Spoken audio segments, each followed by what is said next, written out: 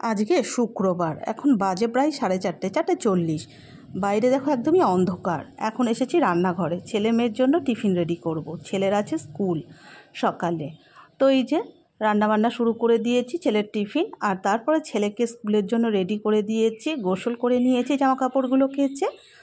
আর এখানে বসিয়ে দিয়েছি ভাত, আর করে নিচ্ছি চা। ভাতটা ফুটতে ফুটতে ততক্ষণ একটু চা খাবো বসে বসে, আর ভাতটা ফুটে গেলে তারপরে রান্নাবান্নাগুলো রেডি করব। তো ভাতটা ফুটে গেছে, এখানে আমি সবজিগুলো করে নিচ্ছি। তো রান্নাবান্নাগুলো কমপ্লিট করে তারপরে ছেলে বাড়ি চলে এসেছিলো, আর তারপরে এখানে ছেলেকে গোসল করিয়ে ওকে ভাত খাইয়ে দিচ্ছিলাম।